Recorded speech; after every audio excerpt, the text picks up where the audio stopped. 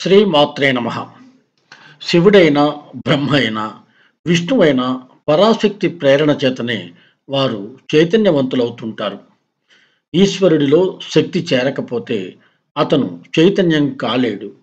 ఎంతో పుణ్యం చేయడం వల్లనే వారికి ఆ శక్తి వచ్చింది.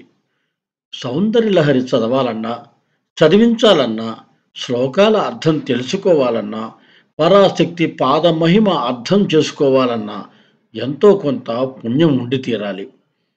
అంటే అసలు సౌందర్యలహరి పుస్తకం తీసి చదవడం మొదలుపెట్టామంటేనే అమ్మవారి దయ మన మీద పడినట్టుగానే భావించాలి. ఆ పుణ్యం లేకపోతే అసలు సౌందర్యలహరి గురించి ఆలోచన కూడా రాదు.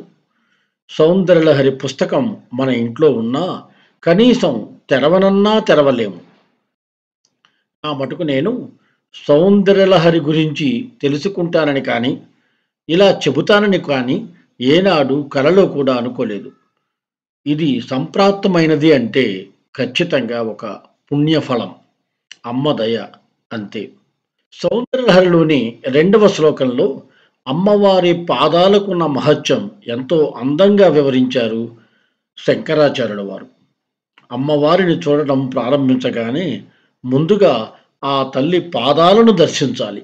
ఆ తరువాతనే దృష్టి పైకి సారించాలి.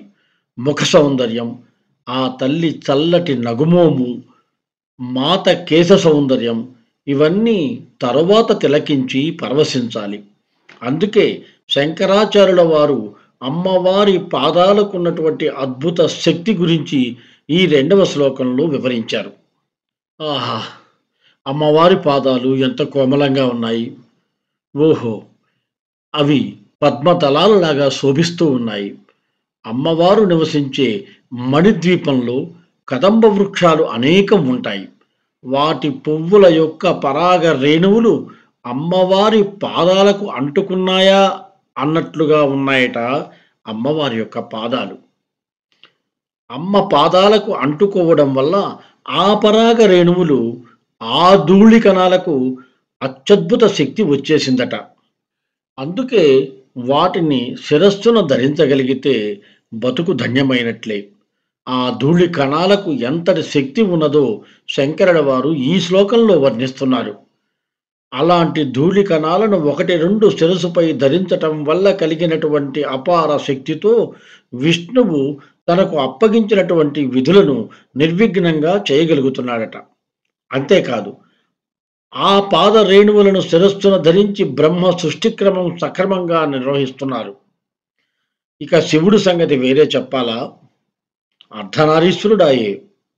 శివుడు వేరు, శక్తి వేరు కారు, కాబోరు. ఒక్కొక్కసారి శక్తి శివునిగా మారుతుంటుంది. తాను తలచిన కార్యక్రమం పూర్తి కాగానే మరలా శక్తిగా రూపుదాలుస్తుంటుంది.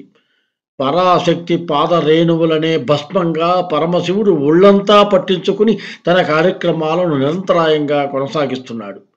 ఈ భావం వచ్చేలా రాశారు ఈ 2వ శ్లోకాన్ని శంకరాచార్యుల వారు. తనీయాంసం పాంసం తవ చరణ పంకేర్హభవం విరించి సంచిన్వన్ విరచయతి లోకాన వికలం వహిచ్చేనం సౌరి కథమపి సహస్రేణ శిరసాం అరహ సంక్షుద్వైనం బసితో భజతి ధూళన విధం. ఈ 2వ శ్లోకంలో శంకరాచార్యుల వారి కవిత్వం ఎంత సుందరంగా ఉన్నదో తెలియపరుస్తున్నది. ఒక్కొక్క శ్లోకం చదువుకుంటూ పోతుంటే సౌందర్యలహరి అన్న పేరు ఎందుకు పెట్టారో మనకు అర్థమవుతుంటుంది. అమ్మవారు పరమ సౌందర్య దేవత. కవిత్వం సౌందర్యభరితం. ప్రతి శ్లోకం ఒక లహరి అంటే ప్రవాహం. సౌందర్య ప్రవాహంలో భక్తుని ఈదులాడించే అద్భుతమైనటువంటి గ్రంథాన్ని శంకర దేవుల వారు మనకు అందించారు. ప్రతి శ్లోకం చదువుతుంటే మనకు ఆ చల్లని తల్లి దర్శనమివ్వాలి. ఇదే శంకరుల వారి కోరిక, తపన. అందుకు తగ్గట్టుగానే శ్లోకాల్లో అనంత అర్థాన్ని, అమిత సౌందర్యాన్ని నింపారు. ఈ శ్లోకమే తీసుకోండి. ఇందులో అమ్మవారి కోమల పాదాలకు పరాగ రేణువులు అంటుకున్నాయట. వాటిలో ఏ రెండో మూడింటినో తీసుకుని బ్రహ్మ తన శిరస్సున ఉంచుకోవడం వల్ల తన పనులను అత్యంత అద్భుతంగా చేయగలుగుతున్నాడట. అలాగే విష్ణువు, శివుడు కూడా త్రిమూర్తులే అమ్మవారి పాదరేణువులకున్న శక్తితో ఈ లోకాలను తమకు అప్పగించినటువంటి పనులను సవ్యంగా చేయగలిగే శక్తి పొందుతున్నారంటే ఇక మనబోటి సామాన్యుడు ఎంత? అందుకే మనం అమ్మవారి పాదాలను విడువకూడదు. అమ్మ పాదమహత్యం తెలుసుకుంటే చాలు. మనకు సర్వత్రా విజయం సంప్రాప్తిస్తుంది. బీజాక్షర మిళితమైనటువంటి ఈ శ్లోకాన్ని రోజూ పఠిస్తూ అమ్మవారి పాదాలను మనసులో నింపుకునే వారికి అన్ని శుభాంచలు తీరతాయని వేరుగా చెప్పనక్కర్లేదు. ఈ శ్లోకంలో విష్ణువుని శౌరి అనేటువంటి పదంతో సూచించారు శంకరుల వారు. శౌరి అంటే 1000 పడగలున్నటువంటి ఆదిశేషుడు.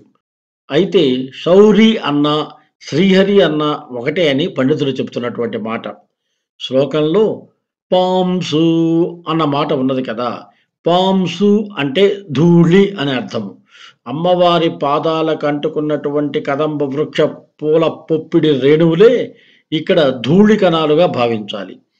లలితా సహస్రనామాల్లోని 323లో 5 రకాల పవిత్ర వృక్షాల యొక్క ప్రస్తావన ఉంది.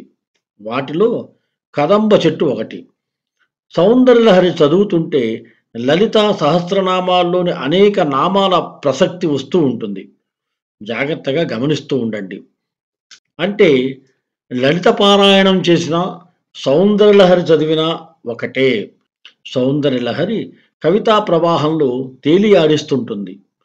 మరో శ్లోకం గురించి నాకు తోచిన రీతిలో చెప్పడానికి ప్రయత్నించే వరకు మీ తుర్లపాటి నాగభూషణరావు. సెలవా మరి.